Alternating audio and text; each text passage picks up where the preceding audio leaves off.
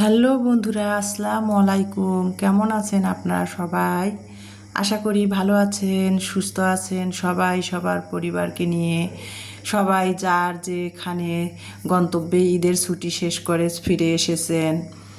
কেউ গ্রামের বাড়িতে গেছে বাবা মা আত্মীয় স্বজনের সাথে ঈদ করার জন্য, কেউ বাসার বাড়িতে ঈদ করেছে। আশা করি সবার ঈদ ভালো কেটেছে। আর দেখতে দেখতে আজকে ঈদের 8 দিন চলে গেল। আজকে রোজ রবিবার, ঈদের 8 দিন হয়ে গেল ঈদুল ফিতরের, ঈদুল আজহার। তো যাই হোক, যেটা বলতেছিলাম, সকালবেলা ঘুম থেকে উঠেছি। তো ভাবলাম আজকে নাস্তা কিছু বানাবো না। আজকে রোজ রবিবার, রেলবাজার হাট। ওই যে আমি সব সময় বৃহস্পতিবার রবিবার রেলবাজার হাট বসে, আমি সেখান থেকে আর কি তো বাজার করি। তো ঈদ গেল, ইলমার বাবা চলে গেছে, আর সেরকম বাজার করা হয় নাই। ইলমার বাবা 10 দিনের ছুটিতে আসছিলো, আমি তো ইলমার বাবাই সব দায়িত্ব নিয়েছিল বাজারের। আজ থেকে আবার শুরু হলো, মানে ঈদের মধ্যে বাজার করেছিল, আবার ইলমার বাবা চলে গেছে।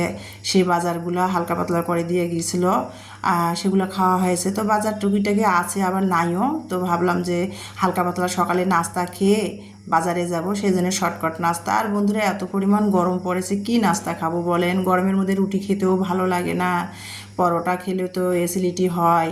তারপরে আবার কি খাবেন বলেন? গরমের মধ্যে খিচুড়ি খেলেও গলা জ্বলে, আর গরমের মধ্যে খিচুড়ি খেলেও পানির পিপাসা বা গরম বেশি লাগে। তারপরে কি খাবে গরমের মধ্যে? কোনো কিছুই খেতে মন চায় না। তো যেটা বলতেছিলাম, ভাবলাম যে এটা ঈদুল ফিতরের মানে রমজানের সেমাই ছিল। তো ভাবলাম যে সেমাই একটু লাচ্চা ছিল, আর এটা দিনাজপুর স্পেশাল লাচ্চা, দিনাজপুর ফ্যাক্টরিতে এটা সেতাবগঞ্জে বানায়। এই লাচ্চাটা ইলমার বাবা কিনছিল। লাচ্চাটা কিন্তু খেতে ততটা ভালো না, দাম নিছে লাচ্চাটার মানে 200 টাকা কেজি, কিন্তু লাচ্চার সেমাইটা খেতে ভালো না। তো এই রোজার ঈদের মধ্যে আনা হয়েছিল, তো তো অনেকগুলা লাচ্চা সেমাই রয়ে গেছে। তো ভাবলাম যে লাচ্চাটা খেয়ে শেষ করব, টাকা দিয়ে কিনে ফেলাই তো দিতে দেওয়া যাবে না, তাই না? তো সেটাই আর কি ভাবলাম যে গরমের মধ্যে কিছু খেতে ভালো লাগছে না। তো ফ্রিজে একটু দুধ ছিল, লিকুইড গরুর দুধ, সেটা দিয়ে লাচ্চা ভিজিয়ে নিলাম, ডিম সিদ্ধ করে নিলাম। মুড়ি দিয়ে লাচ্চা সেমাই খেয়ে নিলাম, ডিম সিদ্ধ করে খেয়ে তারপরে 10 সাড়ে 10টার দিকে চলে আসলাম। অফ ক্যামেরাতে কিন্তু বাসায় অন্যান্য কাজগুলো আমি করে নিয়েছি। আর A to Z video share করলে তো ভিডিও অনেক লং হয়, তাই আমার ভিডিওটা আজকের আমার ডেলি লাইফ ভিডিওটা কিন্তু, আর ডেলি লাইফ ভিডিও শর্ট করতে চাইলেও কিন্তু কখনোই শর্ট হয় না। তারপরে কিন্তু কাটছাট করে নিতে নিতেও 12-13 মিনিট হয়েই যায়। যেমন আজকে অনেক কাটছাট করে ভিডিওটা এডিট করে ভয়েস ওভার করতেছি, তাও 12 মিনিট হয়ে গেছে।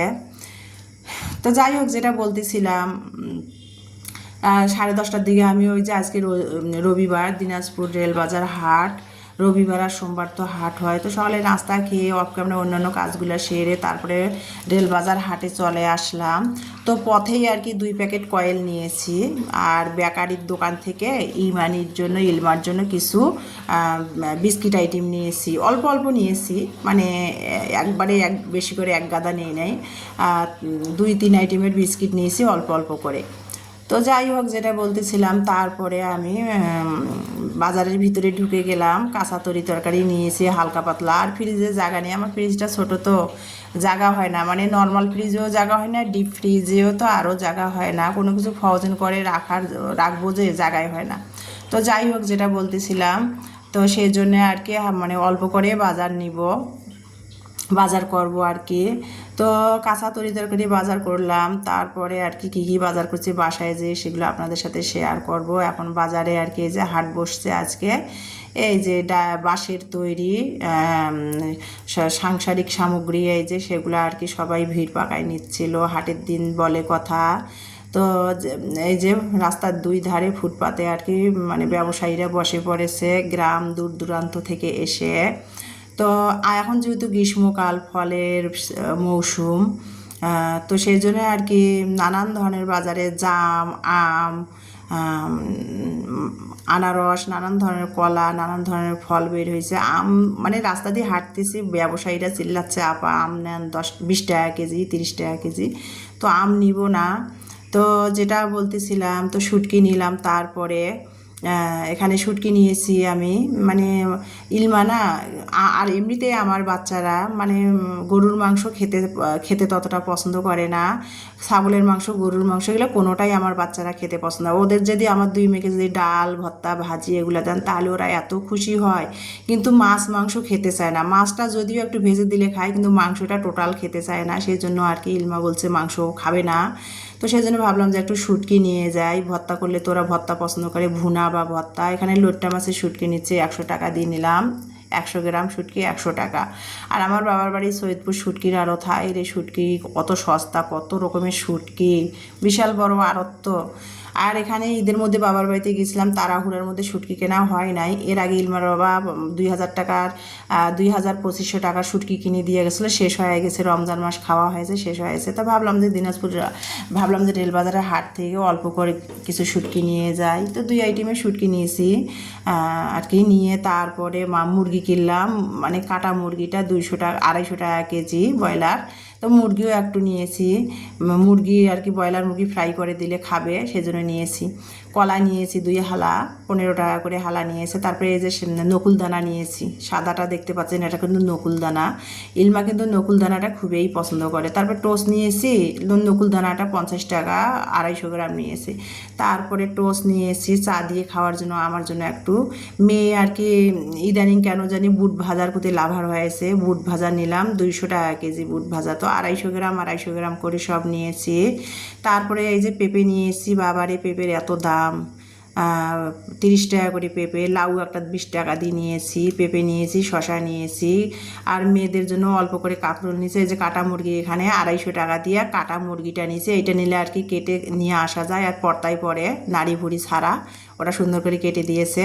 মাছ নিলাম, সব মিলে মাছগুলো 100 টাকা নিয়েছি। তো মাছগুলো ততটা ভালো পড়লো না, গরম তো মাছগুলো একটু নষ্ট নষ্ট ভাব হয়েছে। তো মাছগুলো রান্না করব না, মাছগুলো আমি শুটকি বানাবো, যেহেতু মাছগুলো ভালো লাগতেছে না কেন জানি, ওটা আমার মেয়েরা খাবেও না।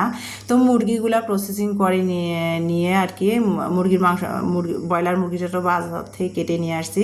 2 ভাগ করলাম, 1 কেজি যেহেতু মুরগি আনছি, 2 ভাগ করে কেটে কেটে নিয়ে আসছি, 2 ভাগ করে ফ্রিজে রেখে দিব।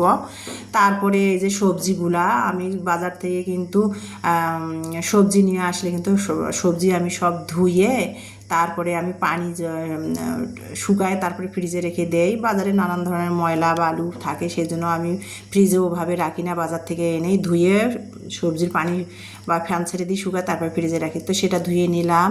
আর বাড়িওয়ালা ভাইরা জাম দিয়েছে, মানে 6টার দিকে আর কি সারিয়ান দরজার, বাড়িওয়ালা ভাইদের সারিয়ান দরজায় লক করে জাম দিল, ওনাদের গাছের জাম। আর এই জামটা খুবই সুস্বাদু, আর মানে জামের খোসাটা না, চামড়াটা খুবই পাতলা, ছোট ছোট বিচিগুলো অনেক ছোট, খুবই সুস্বাদু জামটা।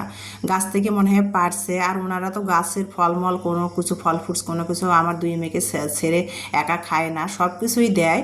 তো এই যে তারপরে আবার আম দিয়েছে সারিয়ান, জাম আম একসাথে দিয়ে গেল। এই যে গাছের আম আর কি পেকে একবারে এত পরিমাণ গরম আম, মানে পেকে গেছে। তো সেগুলো আর কি কুলার মধ্যে ঢেলে নিচ্ছি। জাম দিল, আম দিল বাড়িওয়ালা ভাই আমার 2 মেয়েকে, গাছের এগুলো সব। তো সেগুলো গুছাই নিলাম। তারপরে আজকে কিন্তু রান্নার ভিডিও আপনাদের সাথে শেয়ার করি না, এই জন্যে বাজার করেছি, অনেক ভিডিও লং হবে এই জন্য। আজকে কিন্তু বাজার থেকে যে লাউ নিয়ে আসলাম, টাটকা লাউ, সেই লাউটা দিয়ে কিন্তু আমি একটু গরুর যে মানে কোরবানির যে মাংসের হাড় তেল ছিল, সেটা দিয়ে আর কি লাউ রান্না করেছি। আমার মেয়েটা তো বলছে এটা কিভাবে খায়। তো যখন রান্না করলাম 2 মেয়ে কত খুশি, মানে লাউ দিয়ে যে মাংসের তেল হাড়ি রান্না করছে, ওরা খুবই খুশি, বলছে আম্মু অনেক মজা হয়েছে। তো যাই হোক, সবজিটাও গরমের মধ্যে লাউটা খাওয়া হলো, মাংসের তেল দিয়ে রান্না করলাম, টেস্টও হলো। তো যাই হোক, দুপুরের খাবারটা খেলাম। আর বন্ধুরা, রান্নার ভিডিওটা শেয়ার এজন্যই করি নাই, মানে অনেক লং হবে। তারপরে যে বাড়িওয়ালা ভাইয়ের সারিয়ান জাম দিয়ে গেলো, এখন ইলমা বলছে জাম খাবে। তো জামটা আমি ঝাঁকাই নিচ্ছিলাম, জামটা ঝাঁকাচ্ছি। এখানে আর কি আমি হাতেই আমি আর কি সরিষা আর কি ফাঁকি করেছি, মানে ব্লেন্ডারে সরিষার পাউডার করেছি, বাটতে কষ্ট হয়ে যেন পাউডার করে রেখে দিয়েছি। তো সরিষার পাউডার দিলাম, তারপরে সরিষার তেল, একটু বিট লবণ, একটু লবণ, কাঁচামরিচ দিয়ে মানে প্লাস্টিকের একটা বক্সে ঢাকনা দিয়ে জামটা ঝাঁকি দিয়ে নিয়েছি, নিয়ে তারপরে খেয়ে নিলাম। সন্ধ্যাবেলা আর কি 6টার দিকে দিয়ে গেছে, ভাবলাম আর কোনো নাস্তা মেয়েদের দিব না, জাম মাখা খাবো। আর গতকালকে আমার শনিবার ছিল, হেল্পিং হ্যান্ড এসে আমার একটু বাসায় ঘর দুয়ার পরিষ্কার করে তো দিয়ে গেছে, ওর কাছ থেকে তো আম কেটে নিয়েছিলাম, সেটা হয়তো আপনাদের ভিডিওতে শেয়ার করে দিছি যে আমার হেল্পিং হ্যান্ডটা আম কেটেছে। তো আমটা কিন্তু আমি কালকে আর কি 2-3 ঘন্টা রোদে শুকিয়ে নিয়েছি, আর এত পরিমাণ রোদ, আমটা শুকিয়ে কত সুন্দর চর্মটা লেগে গেছে। তো আমটা আমি হলুদ মেখে শুকিয়ে নিয়েছি রোদে। তো সেটা আর আচার বানাও হয়েছিল না, সেটা আর কি ভাবলাম যে আজকে আচার বানাই। তো এই যে আমটা আচার বানার জন্য, আর আচার তো সবাই কম বেশি বানায়, আমরি কি সেটা আর মানে ব্যাখ্যা করে বললাম না।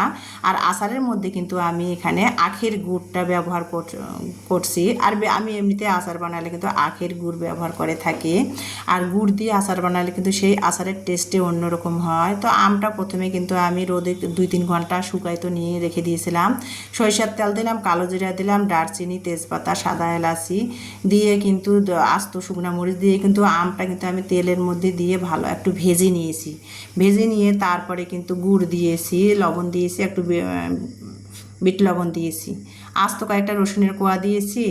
তারপরে একে একে এখন ধনিয়া, জিরা, মহুরি, এটা কিন্তু অফ ক্যামেরাতে আমি ভেজে ব্লেন্ড করে নিয়েছি, সেই ধনিয়া, জিরা, মহুরির গুঁড়াটা দিলাম, চিলি ফ্লেক্স দিলাম, দিয়ে তারপরে নেড়ে চেড়ে ভালো করে এই যে আচারটা আমি খানিকটা ভালো করে 6-7 মিনিট ধরে নেড়ে চেড়ে নিয়ে তারপরে নামাই নেবো। আর মানে আচারের মধ্যে একটু ভিনিগার বা সাদা সিরকা দিলে ভালো হয়, কিন্তু শেষ হয়ে গেছে, আমার কাছে নেই, তাই জন্য দিলাম না।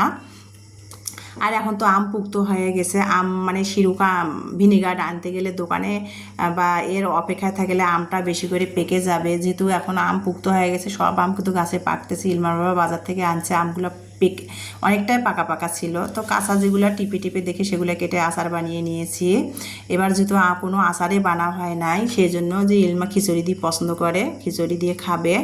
তো আমের আচারটা বানিয়ে কিন্তু তারপরে কিন্তু আমি আচারটা ঠান্ডা করে নিয়েছি, অফ ক্যামেরাতে ফ্যান ছেড়ে দিয়ে তারপরে বয়মে রেখে দিচ্ছি, দিয়ে ফ্রিজে রেখে দিব।